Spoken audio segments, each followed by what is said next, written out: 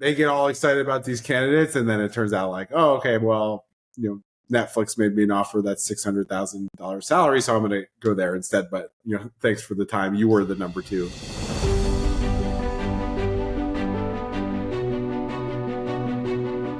Hi, everyone. I'm super excited to have with me this week Tido Carriero, who is, believe it or not, a very old friend of mine. Tido and I met sophomore year of college, though I believe we saw each other freshman year of college, and we did problem sets together for the rest of college. And, in college, we learned things. Today, we're going to talk about things we learned. I'm really excited to have Tido on today. Thanks for having me, Gene. And yeah, I would have said we met freshman year, but I'll believe you on sophomore year. It's sometimes my memory, I feel like I have a very good memory, but I'm not sure either. Close enough. All right. So let's start by telling the audience a little bit about your background, very illustrious background. So let's see. I started my career at what I describe as the late stage startup days at Facebook. I joined Facebook at about 500 or so employees, a little bit north of 100 engineers. Out of college, and wasn't really sure what I was going to work on, and they took my indecisiveness as, you should work on ads. We definitely want you to work on ads. So I was the third or fourth member of the ads team, which in retrospect was super cool to be on the ground floor of a business that ended up doing such amazing things. Maybe a little too far now, but certainly was exciting being at the kind of forefront of that and really learning a ton. So I spent about 4 years at Facebook. Then I joined Dropbox, which is where all of the best engineers in the Valley were going to at the time. Spent about 3 years there. And then for most of the past decade, I was leading the engineering team and later the broader product team at a company called Segment that was acquired by Twilio right after COVID started. And for the last 2 years, I had my own startup called Koala, where I am sadly now the non-technical founder, which I'm still coming to grips with since I started it with two of the best Segment engineers. So they've sort of relegated me to the SQL work, and I do a little bit of data analysis, but I don't actually write production code anymore. But yeah, super stoked to talk about all of the above. But that is my background in a nutshell. Cool. So little known fact about Tido, or maybe widely known fact, but in college, Tido was an iconic head TA, or head TF, as we called them in college. And since then, he's gone on to be an iconic engineering leader. So Tido, I was hoping we could just talk a little bit about how did you get into engineering leadership? Was that a conscious decision? Yeah, absolutely. So I started as like a new grad software engineer at Facebook, and my first, I want to say 6 performance reviews, it was always like, Tido is very good at a lot of the communication and leadership stuff, but his technical bar is holding him back. And so I like eked out a promotion finally from level 1 engineer to level 2 engineer. And then I eked out a promotion from level 2 to level 3. And then they're like, okay, now that you're a level 3 engineer, we'd love for you to become an engineering manager. And the rest was sort of history. So I was always, I think fascinated by like, are we solving the right problems for our customers, for our business teams, for our other stakeholders? So maybe even a little bit of the PM work.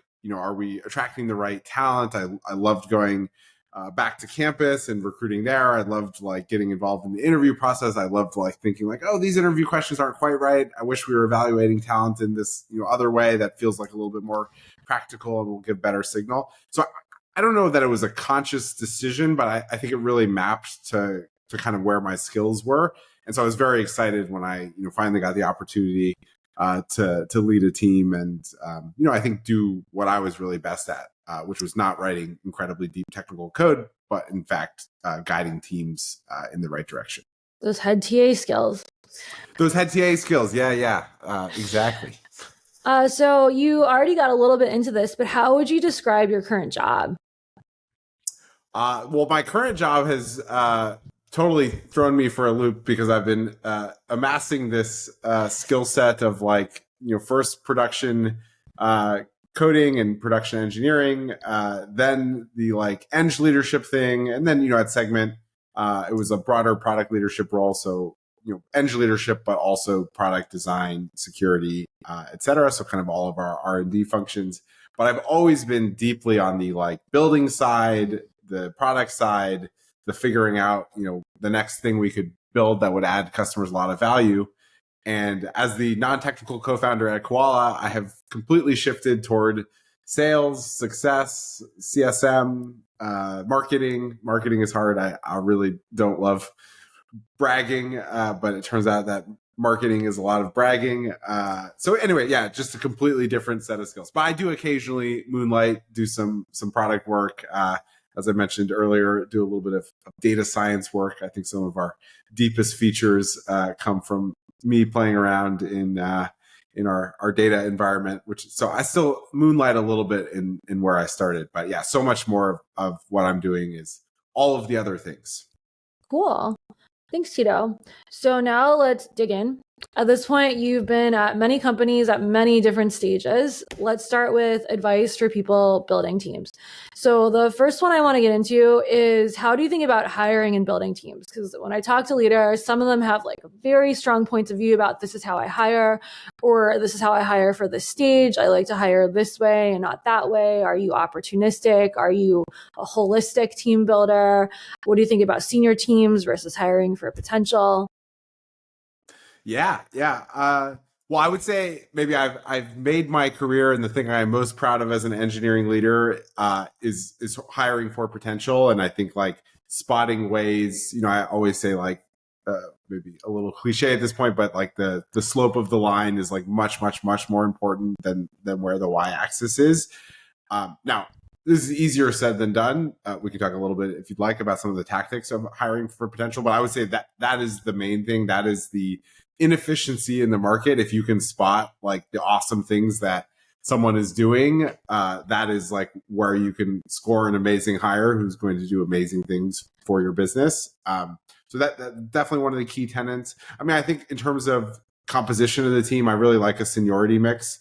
I think one of the cool things I've learned over time is that some of the work looks really boring to like a very senior person, but that's actually a super exciting opportunity to like a mid-level or junior person. And then, some of the work can only be done by the more senior people. And if you have like a ton of the more junior folks, you're not going to have enough like technical direction and strategy to actually solve the problem. So I really like to have a mix of seniority. Usually when I'm building a team, I'll want to start on the more senior side, really understand the lay of the land, understand the problems we're really solving and the ingredients we need. But I do think like balanced teams with seniority mixes is really great. And so, and then as you start to realize like, oh, we do have work for more junior engineers or more mid-level engineers, then you're really trying to figure out how can I hire for potential there, because I want to hire the batch of people that are going to be our senior staff principal engineers in 2 years. And if we can offer them that kind of growth and opportunity. So yeah, I don't know. I would say mix of seniority. Obviously, you got to start with like the business problem you're trying to solve here. Some of Segment's problems were about scaling, distributed systems, and those teams skewed a lot more senior than the teams that were working on sort of like the front end kind of marketing site growth, onboarding, activation, which was much more kind of UI heavy product work. So no two teams are the same. I think you want to start with like, what are the problems we're trying to solve? Okay, let's maybe get hopefully that more senior person that can help us chart out the technical direction that we need to go. And then hopefully let's fill in with a bunch of other ingredients of, these high potential people that are going to, take some of the tasks that maybe the more senior people is a little bit not exciting to them, but it's a really exciting task for someone more junior, and, trying to find the right mix. That's all very idealistic. I would say the other thing is like the market, availability doesn't always match your like dream needs. And so I think also being flexible, and if you have like an incredible candidate that doesn't quite match the way that you thought about the team, when you were thinking about it from first principles, I would also say just the ability to get creative, maybe shift around a couple of axes that you were thinking about and realize like, oh, actually this incredible person that's like a little too senior than the role we had imagined could actually be like a little bit of a stretch TL if we reconfigured the team this way. And then suddenly you have an awesome hire in your hands. And so I think the other thing that's important is just balancing the reality of like who's available in the market and excited to, come work at your company. And, you're trying to make this complex constraint problem work as much as you can. And it's never super clean and easy and perfect, but that's sort of how I've approached it in the past. Great answer. Thanks, Tido. I will follow up with a question about what do you look for in all hires? And is that enough to suss out the great junior hires? Or, is there some additional secret sauce in your junior hire evaluation that gives you confidence? Yeah, I think I sometimes joke that like if I could just ask everyone to show me their last 8 performance reviews and like we would just review those, like that would make the whole process a lot easier. Obviously, we're not quite at the spot where that's like a super common approach. But I would I've really love designed to do that interview as well. Yeah, it seems very, very efficient. Obviously that's not possible, but I think if you like think of that or something along those lines as your goal, then you kind of ask like, oh, well, how would I work back from there? And what I've actually landed on basically for all hires, and not just engineering hires, like hires outside of engineering as well, is what I call the breadth interview now. And then the on-sites are a little bit more of the depth interview. And that breadth interview is really a behavioral interview, very focused on getting as close as is comfortable to what I just said about the 8 performance reviews. Really trying to ask questions about like, okay, hey Gene, like I want to really learn about your like last 2 roles. I'd love, I want to hear, what, like why you picked that role, what your mission was when you first had the role, how your mission evolved over time, what your proudest accomplishment was as you reflect, like what you would have done differently, those types of questions. And like really dig into the specifics. And I'm, meanwhile in my head, I'm trying to think like, okay, well, what if I were on this team, would I have joined this team in the first place? Does this sound like a really impressive like job, incredibly well done? And basically what I found at every level, and you have to obviously calibrate, if you're talking to like an intern or new grad versus like you're talking to a principal engineer, like your, different expectations are had for different levels. But that set of questions and that general thinking, I found to be a much more efficient way to quickly gather big picture signal on how impressive their trajectory is and how impressive they are overall. I would say it's a little bit more foolproof for like the more senior levels. It's sometimes a little bit challenging, especially if you're doing like new grad hiring and they haven't done a ton of internships and they haven't done a ton of projects. You sometimes need to lean a little bit more for those kind of more junior hires in terms of like kind of more standard, whiteboard coding, so to speak. But that said, I would say even in today's age, like most amazing new grads actually have had a couple of like epic internships at this point, or like have done some pretty cool side project. I feel like it's a lot more common these days than maybe 10, 15 years ago. For people to have done those things. So even for the more junior folks, I still think this approach is generally the approach I recommend. And yeah, you're looking for like focus on customer business impact. You're looking for high ownership. You're looking for epic results. You're looking for storytelling, like someone who can like bring you along for the ride and like explain the context well enough such that you can understand it, such that you can like follow the story. I think all of those things make for a really efficient first interview. When I first started the breadth interviews, it took me an hour, but as I got good at them, I got those down to like 45 minutes. And even toward the end of my time at Segment, I was really getting pretty high signal interviews in 30 minutes and having enough time to also sell the candidate a bit on the role. So I would say something like that as like a first round interview thing can be just really, really helpful for getting like good 80-20. Now, obviously, you're not validating exactly how well they code with a question like this. And so it becomes important to like really pressure test that in the onsite. But I found that the like rate of people who like really totally make up stories in that first interview is pretty low. There are those people, but you'll still catch those in the onsite. And you're selecting for the thing that is most important, which is like, how much impact have they had in the past? Because that past achievement is the best predictor in my experience in terms of like future potential. That makes sense. And I definitely subscribe to the Tido interview. I've been using your interview notes. I've been doing this breadth interview. I agree. It really has changed the way I hire myself.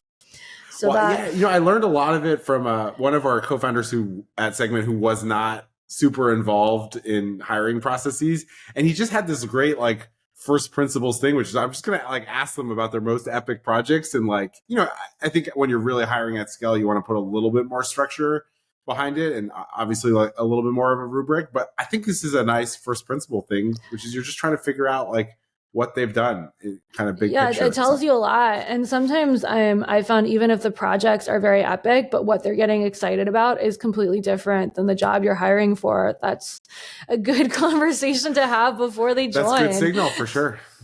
Yeah. Yeah, totally. Okay, cool. And what's a red flag when you're hiring across any stage?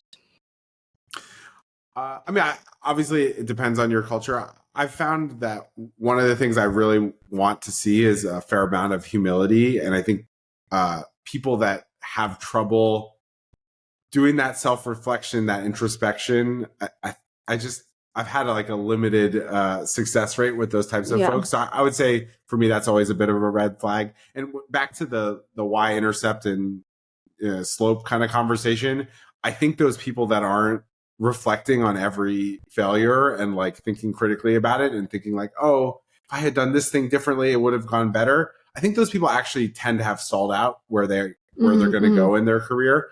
And obviously like a big part of the journey for me as a manager is like helping them with their journey and helping them get to the next level. And so I've just found that people that can't be super introspective or like too proud to be introspective like that in an interview, that's probably like, I don't know, there's probably a couple, but like that's the number one thing that I'm looking for, especially in some of those questions about like, what would you have done differently or better? I really want some vulnerability. I want them to like really be reflecting on what could have been better. Cause like even an epic execution could always have gone better. And the best people are like always thinking about that as well. Time to dig into some breaking changes. So you've been at Facebook, Dropbox, Segment during times of major growth. One of the constant things I hear about the growth stage is that if it's not constantly hurting, then you're not growing fast enough. So I am really curious to hear about times you've led your team towards process additions and maybe even just straight up, this is a breaking change. We're changing directions. Let's go. Yeah, I think I think one of the most interesting. So Segment I joined is a little bit of background. We had just raised a Series B. It was a pretty ragtag team of 10 amazing engineers, but just a little bit of like disorganization. Like I got there, I'm like, what is everyone working on? They're like, I don't know. Like, why don't you go ask? It's like, oh well, what are the goals? I don't know. Why don't you go ask the folks what they're working on?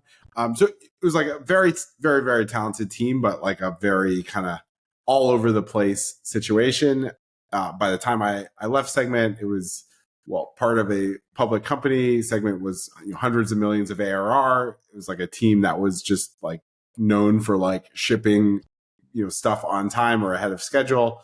I think one of the interesting things is every time I tried to like move the process along too fast toward that eventual journey, which, I had seen a bit of what this looked like at both Facebook and Dropbox.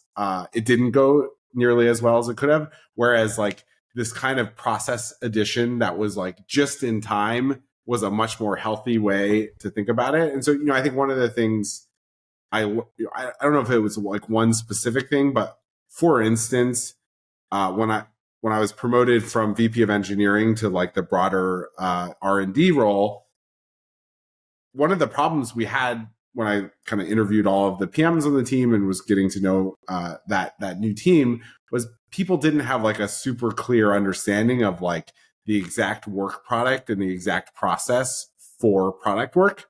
I think we had built a lot of that sort of like, building an architecture doc, we called them solution design doc, and then how that turned into Jira tasks and how that turned into like work and that how that turned into like hitting deadlines. We had a lot of that sort of engineering process and just hygiene that we did.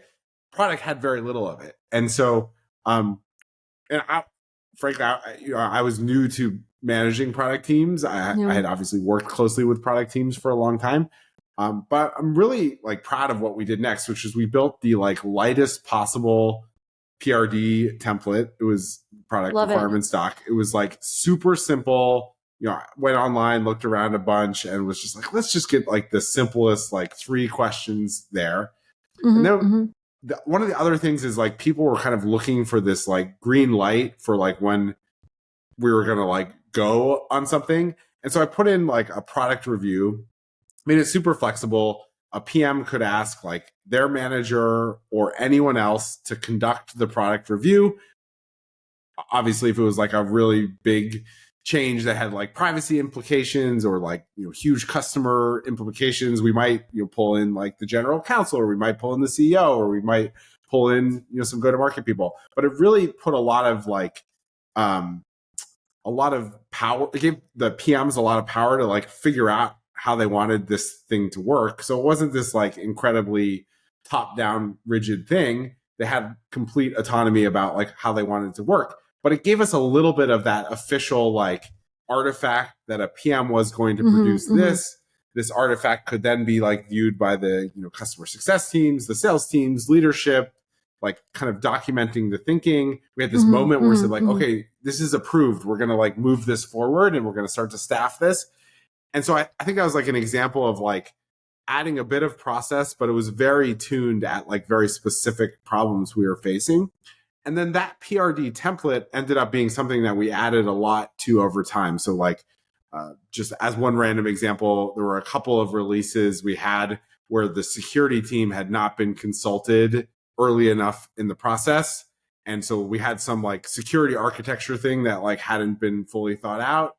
And so we had to actually, obviously that was incredibly important. So we would never like launch that. But we had a couple of embarrassing launch delays where like the security team was scrambling, the engineering team was scrambling. Yikes. We were like, okay, we need like a process step earlier in the PRD template to like make sure, if it's touching like auth, if it's touching, we had a whole bunch of places that we were storing like integration keys. If it's touching that, et cetera, we're going to do a special security review. And so that was sort of a just-in-time process addition that solved a real explicit problem that we had run into. And so there's probably, a dozen of those types of like small changes to the PRD template over the course of time, but we only added those as we needed them. And then that made it super easy to explain to the engineering team why we're doing it, explain to the product team why we're doing it, explain to our go-to-market friends why we were doing it. But yeah, I would say like I'm really proud of sort of how we slowly evolved and matured a lot of these processes. And I think the anti-pattern is coming in and having a very clear idea of like how Google does this or how Facebook does this, and knowing that because you're getting there, like this is like the process I'm going to put into place now. Maybe a good example of like me doing some of this a little bit incorrectly is when I first got to Segment, I had my number one problem was recruiting. Like we were supposed to be hiring 5 people a quarter and we were not hiring that many. I don't know exactly how many we were hiring, but it's probably 20% of that. And I think I tried to bring in a slightly overly rigid hiring process. But also like there was, I had worked at Facebook and Dropbox, and like, for better or worse, everyone in the world that we were interviewing had heard of Facebook or Dropbox. Yeah. And so we had a lot of like brand cachet and just a lot of like advantages. And so I didn't actually dig in enough to the actual problem that Segment was facing at the time, which is like no one had heard of us. And so it wasn't actually until my boss, Peter, the CEO, said, hey, why don't we like slow down on all this recruiting machinery stuff and like let's really invest in like brand. Let's get back to like, our brilliant CTO Calvin, like writing these awesome blog posts, which we had sort of like canceled early because I was like, I'm going to do this recruiting machine thing. I think that was actually like a pretty epic failure. Like those first like 4 quarters at Segment, we were not hiring nearly as well as like I thought I could achieve. And I think it was like a failure to like really recognize what the real problems were and like a little bit of like installing a process or a fix that didn't actually meet the solution or the problem requirements very well. Yeah, I think thanks for sharing. And I really identify with hiring for the first time with lack of brand, because when I left academia, I was really in shock that I had to start establishing the brand of my company. When I was a professor, I could just, pound my fist on the table and say, are you serious about your career or not? Come here. And when you can't do that anymore, it Very really different. Yes. really puts cramps your style. Indeed.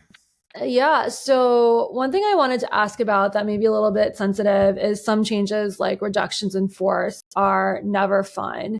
Do you have advice for rolling out unpopular or unpleasant changes for the other leaders out there? Yes, I would say. I mean, I think the main thing I've learned from this is just being very direct, very honest, and executing quickly are all just like really important things.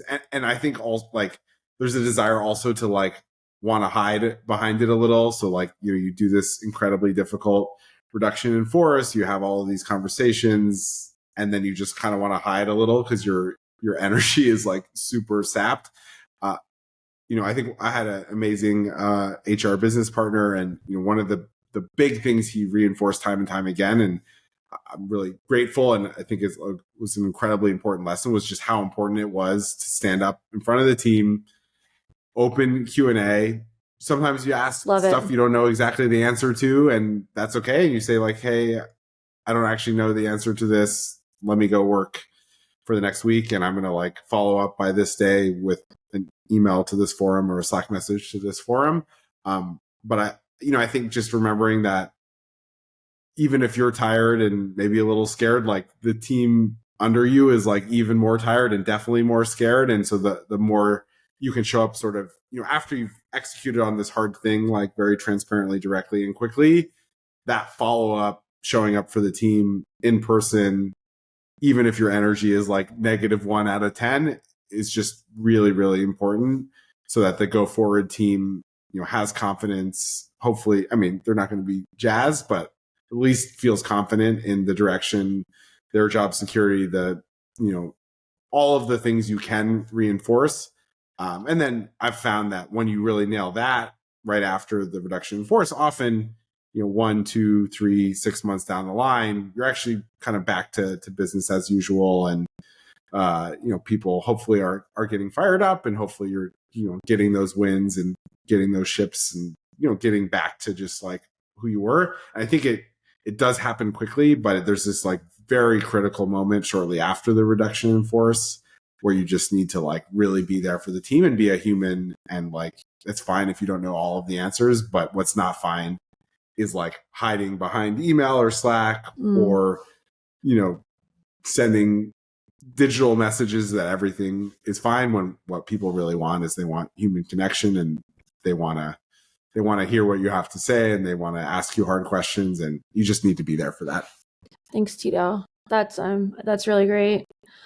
Well, let's switch to something maybe more fun, which is back to the growth stage.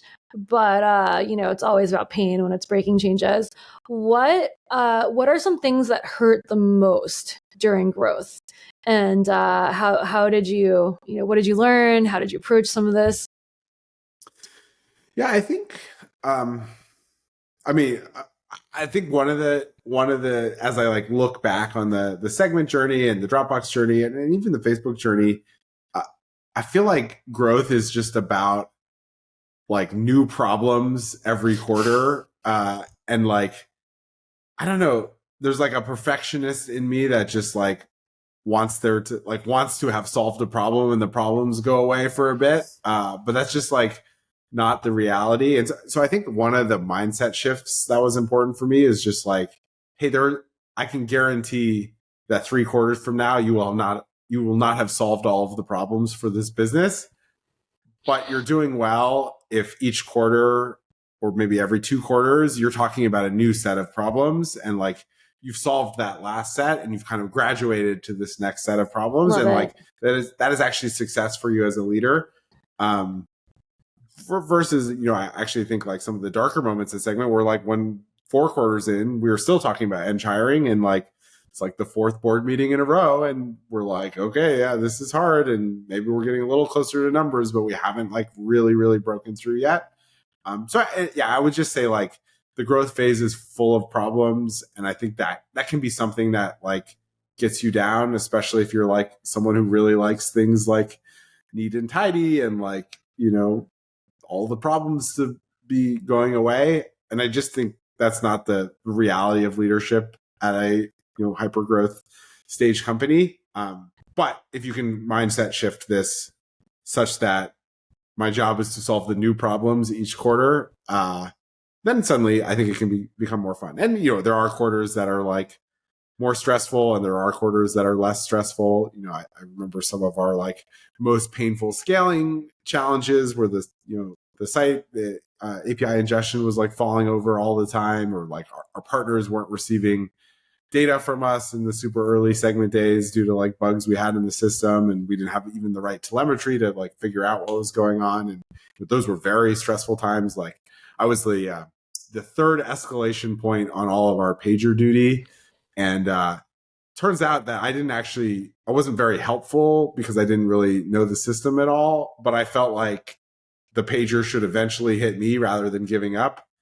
And then at least I could like follow up the next day and be like, hey, yeah, I got woken up at 3 a.m. again. Got woken up at 3 a.m. again. So like, let's talk about this. So you have moments of like incredible stress and fatigue and like those kinds of moments. You have moments that, where growth is going a little bit better and, things aren't falling over and you're maybe starting to get into like building new products and features and like the fun stuff. So it's also like a little bit of a roller coaster, but almost without a doubt, one of the things I can say is you will constantly have new problems coming at you. And so I feel like that was something that it took me a while to internalize, and I think it became more and more important as like my scope grew. Yeah. And like my role grew in seniority, is like you're just guaranteeing even more problems because like once your org is 300 or 400 people, like at some almost every week you can guarantee someone's having like a terrible week, and some HR situation is happening, and some SEV is happening where it's just like law of large numbers sort of starts to like hit a point where you're kind of guaranteeing that. And so like I think that framing becomes very important. Yeah, that makes a lot of sense. Thanks, Tido.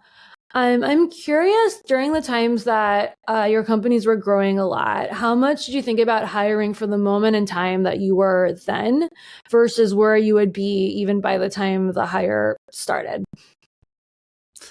Yeah, that's a good question. I mean, I think it depends a little bit on the desperation of the situation. And like, there was definitely moments where we were so desperate for a solution, right, or a person right now who could help with this, that we were probably thinking a little bit shorter term than we should have been. But I would say for the most part, really think, assuming that this awesome person you hire is going to be, with the company for at least 3 years, and you really, I think you're trying to match like the company problems over the next 3 years with like their growth over the next 3 years. And, you want to assume that, again, back to this trajectory thing, you want to assume that they're on an awesome trajectory. So you want to make sure that you have some interesting, like, company problems or team problems or whatever that is going to like challenge them along in their journey. But you also want to make sure that when they get here, you're not, teaching CS 101 to them. So often it's like, okay, do I have like a really like, a solid set of stuff that I know you're going to come in and nail in the first quarter or two? And do I have like a roadmap for this team where like there really are going to be some interesting problems that we don't really know how to solve, that, once we get this like V1 out, that we're going to really be leaning on you to kind of solve in the future. And I think that kind of 1-2 punch like ensures that they are ready right now for the role and can immediately come and drive impact, but also that you're able to pitch them effectively on like, the future roadmap for them. Because like, a big part of them joining the company is that they feel like there's a lot of growth and that this is the bet that they want to put their, they want to make in their career over the next 5 years. And so I think without some of that future thinking, your pitch just kind of falls short because you're not thinking about how they grow. Yeah, that makes a lot of sense. Thanks. Well, so on the flip side, as companies are growing really fast, the roles that people have, who are there are also changing a lot. So I'm curious how it happened for you that you were able to retain and grow your existing team versus bringing in new leaders or, even more senior engineers once the scaling problems got bigger. And this is a pretty general question, but I'm curious if you have some thoughts to share about that. Yeah, I mean, I think certainly one of the behavioral things I'm always looking for in that sort of breadth interview is this sense of adaptability. And like, just because so much of like a hypergrowth environment is stuff goes wrong and like, this really cool technical project that you thought they were going to work on actually isn't a priority, and you have this other, technology that you need to invest a lot in. And so one of the behavioral things I'm always looking for is sort of that adaptability. I think when people are really focused on like solving the business and customer problems, and like that's actually the joy they get is solving those problems, then great. Like you're going to be fine, because the next set of problems they have or you have, they're going to be excited by, versus like, someone who's very interested in this one specific technology. I'm, it's not a hard no necessarily, but I'm a lot more wary. Like, how confident am I that we really have like a 4 years of like runway on, this particular project in Rust or whatever.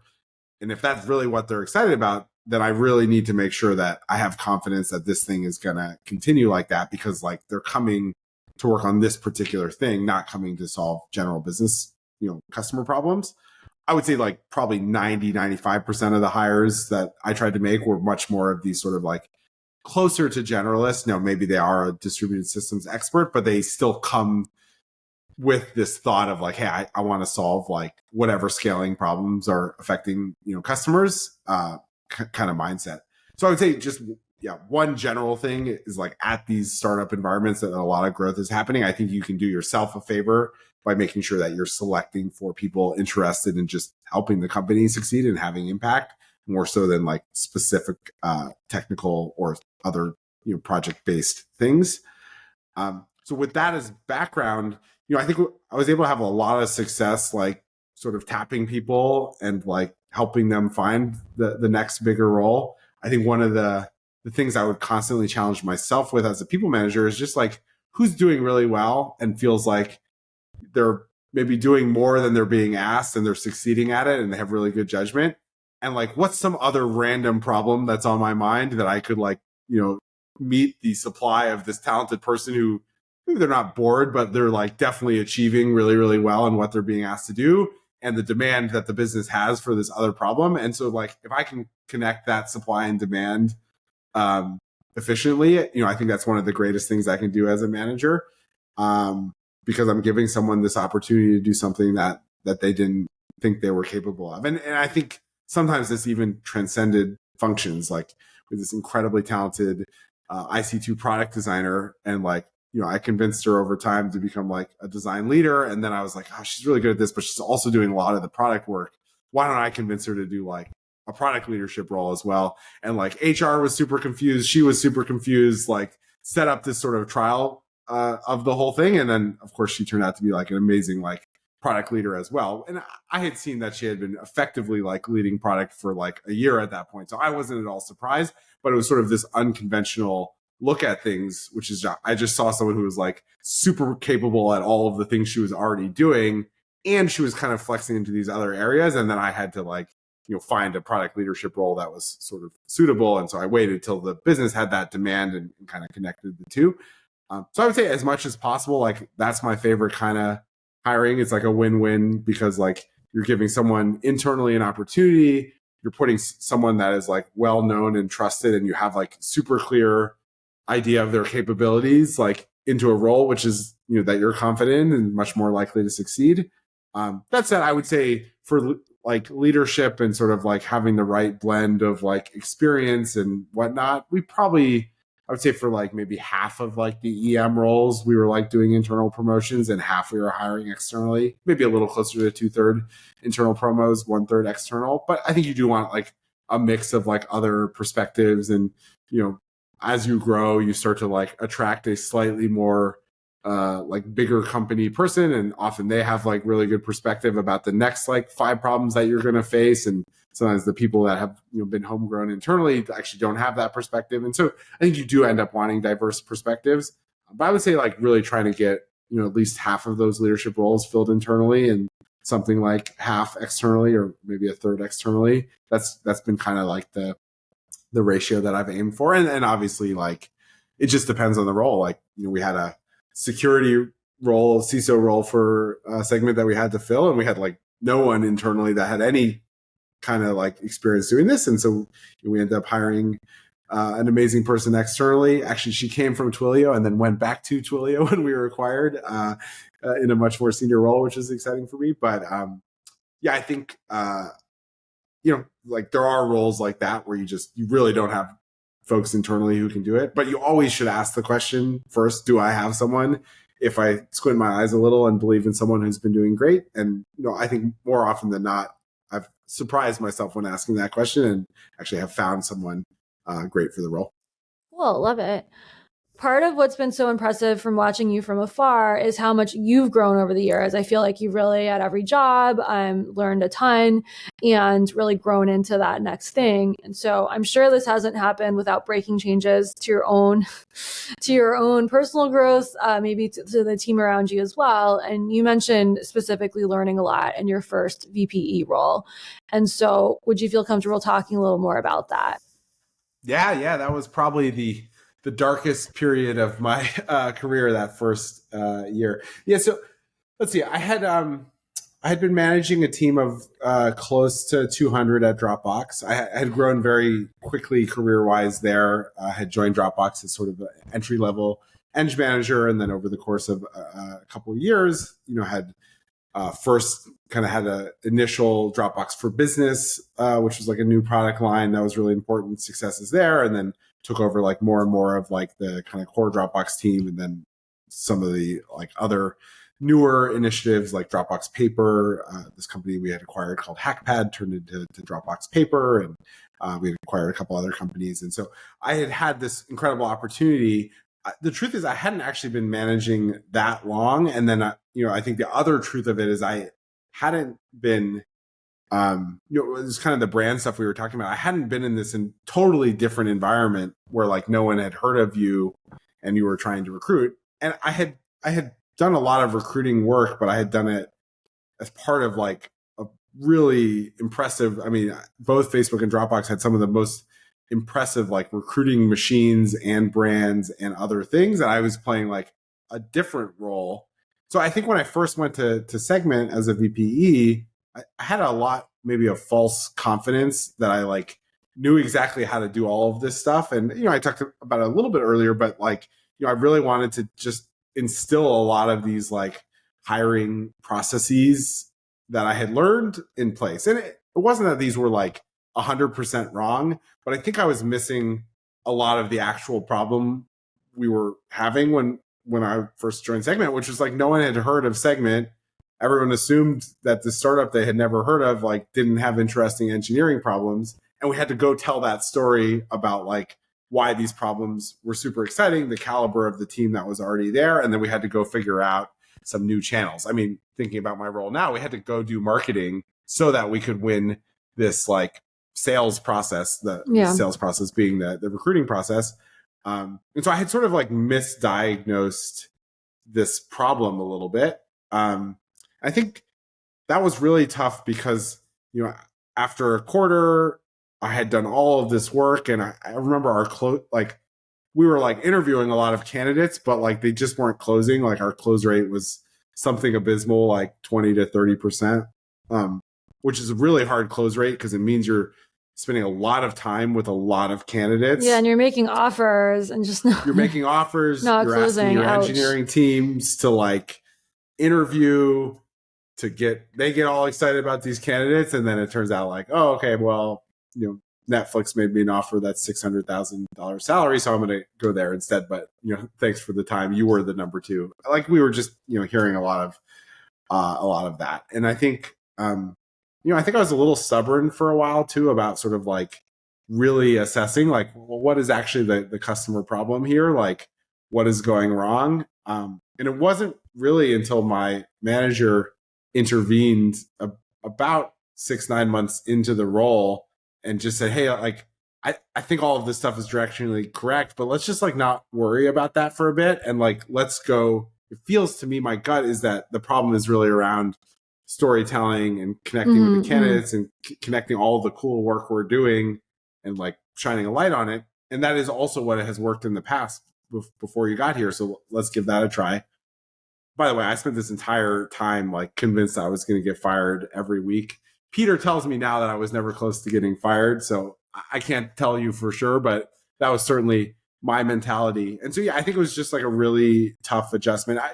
That was probably one of like several battles we were fighting.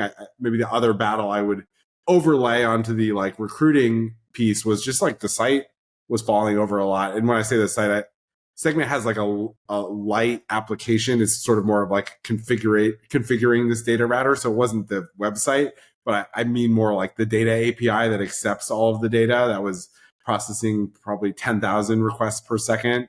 That was scaling very rapidly to like 50,000, 100,000 requests per second.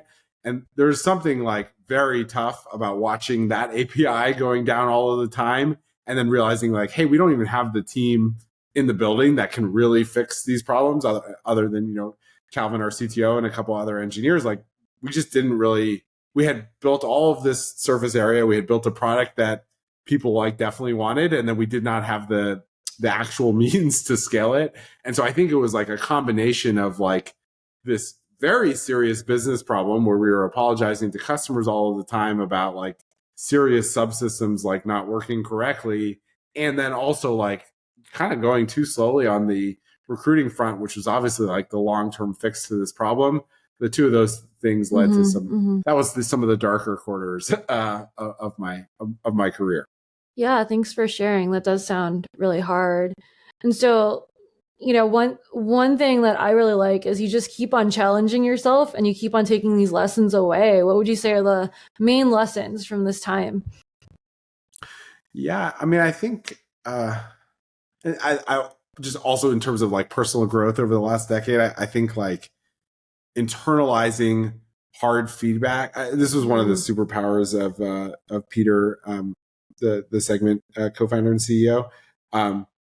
He would just like really collect all of this like information and sometimes like really tough feedback for him personally, or about the product, or some challenge that the business was facing, and he would really just like sort of detach emotion from it. Like when you hear a hard piece of feedback, there's this like emotional response, which is like, this doesn't feel good. Like, yeah. I don't like this. And he would just sort of like suspend that emotion and just kind of put that into a different place. And he would really just like look at like what was happening and try to come up with an objective set of thoughts about like, okay, what is really happening here, and how can I solve this? And so anyway, I think I, really tried to do that as much as I could, which is like, okay, like I'm, with the reliability stuff, I'm going to go actually spend 3 hours like looking at every single sev. And even though I might not be in like the super details of exactly what happened, I'm going to like classify at a kind of higher business level of like the categories of these sevs. I'm going to circle the ones that I felt like have really outsized business impact. Then I'm going to go pull a meeting together with like the 3 people that can help me like think about commonalities and like root causes and like where we can really put like which arrows we should put wood behind to like really solve as much of this as we can in the next quarter. It's like that's a pretty simple act, but I don't like we just weren't doing it, and someone needed to go do that. And so like that was a place I could add value if I could just like not pay too much attention to all of the personal pain and like reminders of like all of the customers I had to apologize as the sev happened, and just like look at the facts of what happened. And like then you turn it into like a little bit more of like this logic game that logic games are fun to go like figure out how to group this thing and solve this problem. So I would say like, yeah, trying to like, as you're feeling these growth pains, which are like totally normal and honestly like the fun part in some sense of like a hypergrowth startup, if you can detach a little bit of that sort of negative emotional feeling that it causes you to like not succeed and really kind of try to look at the problems objectively, like that's where you really start to get into problem solving mode. And I mean, even to this day, it's now like a very different set of problems that I'm facing as a founder, but like really trying to like, detach emotion of like, oh, it stings to get, a customer that, or a prospect that says no to us that doesn't become a customer, or if, someone churns or whatever it is, that stings. But like, let's actually like ignore the sting and like really look at the specific thing that happened, see if there's a pattern of like other things happening, see if there's some nugget we can take away from it. And like that attitude compounds at like this ridiculously awesome positive rate if you can do that. And if I had to like say one thing that's gone well in my career is I've just gotten better at like taking that feedback, processing it, and figuring out like what next steps should be. And I think that formative, first 4 quarters or so at Segment was really the period that I like learned to do that much more efficiently. And I think I credit Peter a lot, watching the way he did it and emulating that as like my breakthrough. And I think that period actually would have been shorter had I learned that skill more quickly. Makes sense. Yeah, thanks, Tido. All right, so now we'll do some rapid fire questions to wrap up. First one, what are the most underrated breaking changes in the industry right now? Koala. I'm going to talk a little bit about the industry Koala is in. So we sell software that helps you understand the prospects on your website, in your product, what they're doing. There's actually been just a rapid shift right now to the entire way that go-to-market works for B2B businesses. There's been this idea of a predictable revenue model where you could like eventually send enough cold outbound emails such that like if you looked at all of the funnel rates, you would get enough interested prospects and then enough close one revenue. That has like quietly completely broken in the last 2 years with just all of the volume and spam that has happened. I think some really big changes are happening. Google sort of announced the first big one, which is they're cracking down on like spam rates quite a bit in a pretty breaking kind of way. We'll see how quickly they follow through up on it. I know phasing out third-party cookies has taken a while, so it may move a little bit more slowly. But I think we're about to see like a complete change to the way all like go-to-market works at all B2B companies. So I'm super excited to see how that plays out. Obviously excited that Koala plays a role in fixing some of those problems. But I think that's like an underrated breaking change that is going to be really interesting to see over the next couple of years. Yeah, I buy that. Makes a lot of sense to me. All right. So I have to ask, what's your hot take on how AI will introduce breaking changes?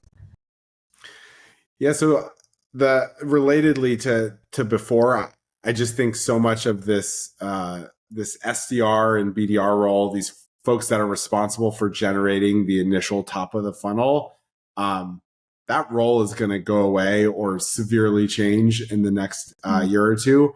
I think AI can do so much of the like more manual parts of the task. It doesn't mean it replaces the role entirely. I think there's actually a ton of opportunity to stand out.